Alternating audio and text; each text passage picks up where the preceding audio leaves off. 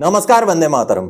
दोस्तों, स्वागत है आप सबका सैनिक पाठशाला में। आज के वीडियो के 4 महत्वपूर्ण जानकारियों को लेकर आया हूं, जैसे आप बोर्ड पर देख पा रहे हैं। दोस्तों, मीडिया में, सोशल मीडिया में खबरें चल रही हैं कि जो पुराने पेंशनर हैं, आप हैं, हम हैं, यानी कि 1 जनवरी 2026 से पहले जो भी रिटायर हो चुके या होंगे, उनको 8वां पे कमीशन का फायदा नहीं मिलेगा। और पे कमीशन लागू होने के बाद जो रिटायर होंगे, केवल उन्हीं को 8वां पे कमीशन मिलेगा। इसमें सरकार का क्या कहना है, सरकारी पक्ष का क्या कहना है, पेंशन मंत्रालय का प्रेस नोट जारी हुआ है, वो आगे दिखा के समझाऊंगा दोस्तों।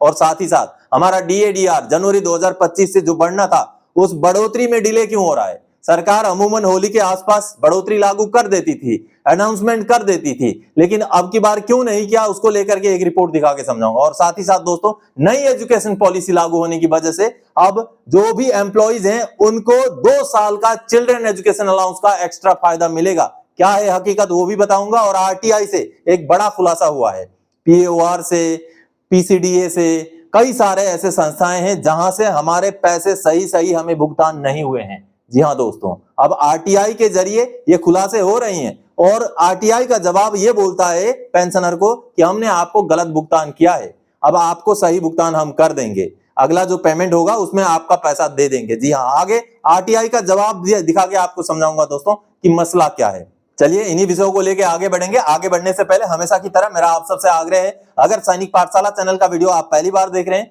या अभी तक चैनल को सब्सक्राइब नहीं किया है, तो चैनल के साथ जुड़े रहने के लिए, इसका हिस्सा बने रहने के लिए और आपसे जुड़ी हुई भरोसेमंद ऑथेंटिक जानकारियों को पाते रहने के लिए चैनल को सब्सक्राइब जरूर करें। वीडियो जो अच्छे लगे तो लाइक करें, दोस्तों के साथ शेयर जरूर करें। चलिए आगे बढ़ते हैं। सबसे पहली जानकारी दोस्तों, जैसे आप देख पा रहे हैं, एनईपी में सभी कर्मचारियों को अब से 2 साल का एक्स्ट्रा सीईए मिलेगा। लेटर जारी, क्या है हकीकत। जी हां दोस्तों, इसको लेकर के पेंशन मंत्रालय ने लेटर भी जारी कर दिया है, लेकिन इसकी हकीकत क्या है, क्यों देना पड़ा ये 2 साल का एक्स्ट्रा फायदा, अब इसको जानते हैं। चलिए लेटर देखते हैं। दोस्तों, भारत सरकार के पेंशन मंत्रालय का या department of personal and training का लेटर आप देख पा रहे हैं, 14 मार्च 2024 का लेटर है। इस लेटर में चिल्ड्रन एजुकेशन अलाउंस में कुछ बदलाव किए गए हैं। 2 एडिशनल क्लासेस का चिल्ड्रन एजुकेशन अलाउंस अब लागू किया गया है, क्योंकि नई एजुकेशन पॉलिसी 2020 के लागू हो जाने के बाद कुछ चीजों में बदलाव हुआ है। अब जो एज फैक्टर है, यानी कि जो उम्र वाला फैक्टर है, उसको काफी सख्त कर दिया गया है। अब देखिए दोस्तों,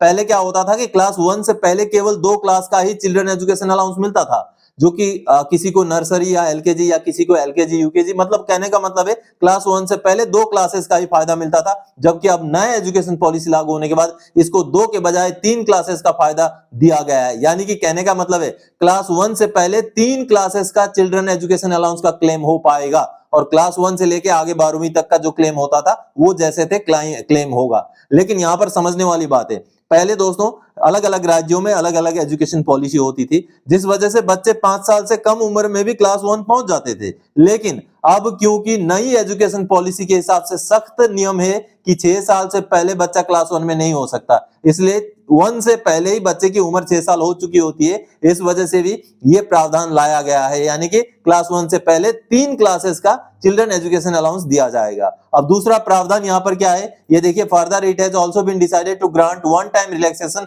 for reimbursement of CEA hostel subsidy to the government employees whose children have to repeat one additional class due to implementation of new education policy 2020। यानी कि दोस्तों, नया एजुकेशन पॉलिसी 2020 लागू होने की वजह से कुछ बच्चों को हो सकता है नीचे वाले क्लास में ही रहना पड़े, या क्योंकि मैंने पहले आपको बताया जो एज का फैक्टर है, जो उम्र वाला फैक्टर है, उम्र वाला फैक्टर काफी सख्ती से लागू किया गया है नई एजुकेशन पॉलिसी में। यानी कि कहने का मतलब है, अगर किसी बच्चे को क्लास 9 में जाने के लिए 13 साल की उम्र होनी जरूरी है, तो कई जगहों पर ऐसा भी था कि 13 साल पूरा हुए बगैर ही बच्चे क्लास 9 में पहुंच चुके होते थे। लेकिन अब नया एजुकेशन पॉलिसी जैसे ही लागू हो जाएगा, वैसे उन बच्चों को दोबारा से क्लास 8 में आना पड़ेगा। इस वजह से, ऐसे रीजन की वजह से, ये नया एजुकेशन पॉलिसी का लागू होने की वजह से अगर कोई बच्चा एक ही क्लास में रिपीट करता है, तो उस बच्चे का उसी क्लास का दोबारा से चिल्ड्रन एजुकेशन अलाउंस जो है क्लेम किया जा सकता है। ये सरकार ने काफी सहूलियत दी है।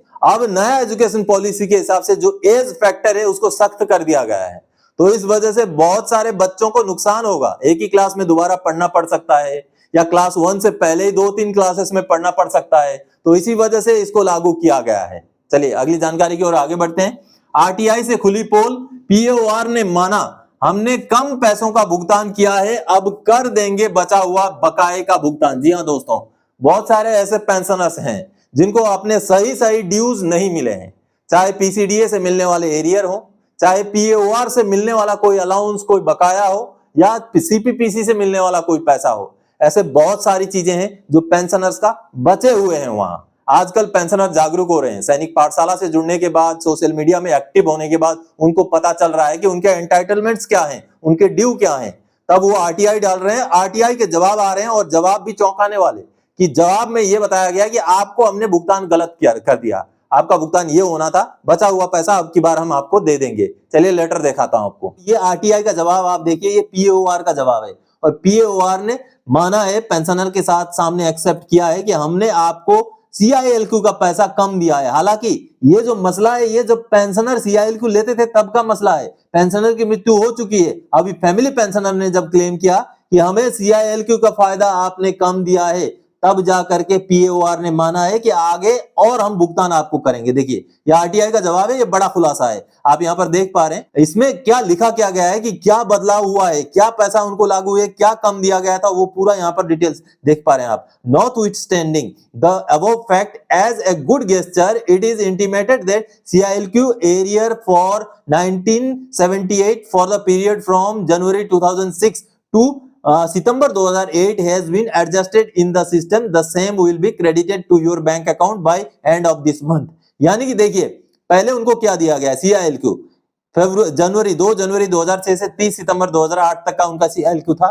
जो सीआईएलक्यू पहले ड्रॉन देखिए उनको 14,835 रुपए दिया गया, लेकिन उनको दिया जाना चाहिए था 16,813 रुपए। अब ये जो डिफरेंस का अमाउंट है, ये देखिए 1978 रुपए, इसका भुगतान अब पीओआर वाले करने वाले हैं। देखिए कहीं ना कहीं पेंशनर जब जागरूक हो रहे हैं, कहीं ना कहीं पेंशनर्स जब आरटीआई सीपी ग्राम्स डाल रहे हैं, तो पीएओआर को भी झुकना पड़ रहा है और पेंशनर्स को बोलना पड़ रहा है कि हमने आपको इतना कम भुगतान किया, जिसका भुगतान आगे कर देंगे। आपका हक आपके हाथों में है। चलिए आगे बढ़ते हैं अगली जानकारी की ओर। पेंशन रूल में बदलाव, लोकसभा में पारित अब 1 जनवरी 2026 से पुराने पेंशनर्स को नो एट सीपीसी। क्या है हकीकत, फैक्ट चेक। जी हाँ दोस्तों खबरें चल रही है सोशल मीडिया में भी और कुछ प्रिंट मीडिया में भी कि अब 8वां पे कमीशन का फायदा 2026 से पहले के जितने भी रिटायरी होंगे उनको नहीं मिलेगा। यानी कि जो पे कमीशन लागू होने से पहले पेंशन आ चुके हैं या आ चुके होंगे, उनको पे कमीशन का फायदा नहीं मिलेगा, ऐसे रिपोर्ट आ रहे हैं। और बताया गया है कि ऐसा रूल 8वां पे कमीशन से जुड़ा हुआ लोकसभा में पारित हो गया, जिसका विरोध भी किया गया, आगे राज्यसभा में जाना है वो रूल। तो इस तरीके का एक रिपोर्ट आया है जिसके बारे में आपने खबरें भी सुनी होंगी। इसकी हकीकत क्या है, अब पेंशन मंत्रालय की तरफ से प्रेस रिलीज आया है, उसको देख के समझते हैं। पहले तो वो रिपोर्ट समझेंगे, उसके बाद पेंशन मंत्रालय का प्रेस रिलीज क्या बोलता है उसको समझते हैं। दोस्तों ये जो न्यूज रिपोर्ट आप देख पा रहे हैं मातृभूमि.com का, ये बेहद महत्वपूर्ण न्यूज रिपोर्ट है। इसमें रिपोर्ट जो किया गया है, इसकी हकीकत क्या है, सच्चाई क्या है, आगे मैं सरकारी दस्तावेज भी आपको दिखाऊंगा। सरकार की तरफ से जो प्रेस नोट जारी किया है इस चीज को लेकर के, उसको भी आगे बताऊंगा। अब ये जो आप हेडिंग में देख पा रहे हैं, नो पे commission benefits for existing pensioners, only new retiree will eligible. यानी कि दोस्तों इसका कहने का मतलब है जितने पुराने पेंशनर होंगे, यानी कि 1 जनवरी 2026 से पहले जितने भी रिटायर हो जाएंगे, क्योंकि जो पे कमीशन है वो 1 जनवरी 2026 से लगना है, तो उससे पहले के पुराने जितने भी रिटायरीज होंगे उनको पे कमीशन का फायदा नहीं मिलेगा, ऐसा इस रिपोर्ट में दावा किया गया है। ये देखिए ये जो रिपोर्ट है ये लोकसभा में पास हो चुका है, पारित हो चुका है, और इसका कहीं विरोध भी हुआ है, एक सांसद ने इसका विरोध भी किया है, ये इस रिपोर्ट में कहा गया है। अब इसको लेकर के जो सरकार का जो पीआईबी का जो प्रेस नोट है वो भी आपको दिखाऊंगा आगे। आप देखिए यहाँ पर साफ साफ बताया गया है कि पे कमीशन का जो फायदा है वो एग्जिस्टिंग रिटायरी, यानी कि जो हम पेंशनर्स हैं हमें नहीं मिलेगा, जो पुराने पेंशनर्स हैं उनको नहीं मिलेगा, जो पे कमीशन लागू होने के बाद पेंशन आउट आएंगे उनको ही मिल पाएगा, ऐसा इस न्यूज रिपोर्ट में बताया गया है। लेकिन जो सरकार का जो पीआईबी का जो प्रेस नोट है वो आगे चलिए मैं आपको दिखाता हूं, इसकी हकीकत क्या है वो मैं आपको समझाना चाहूंगा। तो चलिए वो वाला हम रिपोर्ट देखते हैं। ये वाला देखिए, यहां पर आप देख पा रहे हैं ये 26 मार्च 2025 का पीआईबी का जो प्रेस नोट है दोस्तों, सरकारी स्रोत से ये प्रेस नोट निकल के आया है। कार्मिक लोक शिकायत एवं पेंशन मंत्रालय की तरफ से ये प्रेस नोट जारी किया गया है। और इस प्रेस नोट में देखिए महत्वपूर्ण क्या चीजें हैं, केंद्रीय सिविल सेवा पेंशन नियमों और भारत की संचित निधि से पेंशन देनदारियों पर व्यय के सिद्धांतों के वैधकरण से संबंधित विधेयक कल वित्त विधेयक 2025 के हिस्से के रूप में लोकसभा में पारित किया गया। अगर हेडिंग देखेंगे तो हेडिंग में ही बहुत सारी चीजें क्लियर हो जाएंगी। चलिए फिर भी ये रिपोर्ट आगे समझते हैं। केंद्रीय सिविल सेवा पेंशन नियमों और भारत की संचित निधि से पेंशन देनदारियों पर व्यय के सिद्धांतों के वैधकरण से संबंधित विधेयक कल वित्त विधेयक 2025 के हिस्से के रूप में लोकसभा में पारित किया गया। वैधकरण कानून इस सिद्धांत को मान्यता प्रदान करता है कि पेंशन नियमों के प्रति पूर्वाग्रह के बिना केंद्र सरकार के पास पेंशन भोगियों के बीच एक सामान्य सिद्धांत के रूप में अंतर स्थापित करने का अधिकार है तथा पेंशन भोगियों के बीच अंतर किया जा सकता है या बनाए रखा जा सकता है जो केंद्रीय वेतन आयोगों की स्वीकृत अनुशंसाओं से निकल सकता है और विशेष रूप से सेवानिवृत्ति की तारीख के आधार पर अंतर किया जा सकता है। यह कानून 1 जून 1972 से प्रभावी हो गया है, जिससे संबंधित के अनुसार 309 के तहत सीसीएस पेंशन नियम 1972, सीसीएस पेंशन नियम 2021, सीसीएस असाधारण पेंशन नियम 2023 के अंतर्गत बनाए गए सभी नियमों को समय समय पर संशोधित किए गए सभी निर्देशों सहित मान्य किया गया है। यानी कि दोस्तों साफ साफ है कि पहले भी ऐसे प्रावधान होते रहे हैं। यहां कहीं भी ये नहीं बताया गया है कि जो पे कमीशन है वो पुराने पेंशनर्स को नहीं मिलेगा। क्योंकि दोस्तों अगर ऐसा होता तो इसको लेकर के विपक्ष ने भी अच्छी तरह से हंगामा करना था। बहुत सारे न्यूज़पेपर में ये ब्रेकिंग न्यूज के तौर पे आ जाना था, क्योंकि पुराने पेंशनर्स आज के डेट में अगर टोटल मिला के हम डिफेंस पेंशनर, रेलवे पेंशनर सबको मिलाएं तो 1 करोड़ के आसपास हैं, 1 करोड़ से ऊपर हैं। तो ये कभी हो नहीं सकता कि सभी पेंशनर्स को सरकार 8वें पे कमीशन से वंचित करे। संसद में दिए गए जवाब में भी ये एक्सेप्ट किया है कि पेंशनर्स को भी फायदा 8वें पे कमीशन का मिलेगा, चाहे आप कभी के भी पेंशनर्स हो। चलिए आगे बढ़ते हैं अगली जानकारी की ओर। क्या डीए बढ़ोतरी 2% होने की वजह से गवर्नमेंट बैकफुट पर हो गई या किसी चुनाव का इंतजार है? दोस्तों अमूमन हमने ये देखा है कि कभी कोई चुनाव अगर सामने हो तो डीए, डीआर, ओआरओपी इस तरीके की जो बढ़ोतरियां हैं वो झटपट से अनाउंस हो जाती हैं, लागू हो जाती हैं।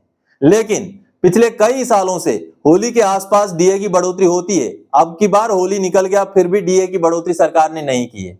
क्या केवल 2% बढ़ोतरी होने की वजह से ऐसा हुआ है? हालांकि डीए की जो बढ़ोतरी है, एआईसीपीआई के जो आंकड़े निकले हैं वो 2.99 के निकले हैं। तो सरकार 0.01% को कंसिडर करते हुए 3% की बढ़ोतरी दे सकती है, ऐसा हमारी मांग है। पूरे केंद्र के कर्मचारी पेंशनर्स की मांग है कि 2.99 को कंसिडर किया जाए और 3% की बढ़ोतरी दिया जाए। हालांकि अभी डिले हुआ है, इसको लेकर के एक रिपोर्ट आया है, उसको दिखाता हूं। दोस्तों डीए बढ़ोतरी से जुड़ा हुआ ये जो रिपोर्ट है यहां पर आप देख पा रहे हैं। For the last few years, the central government has been announcing an increase in DA every time around Holi.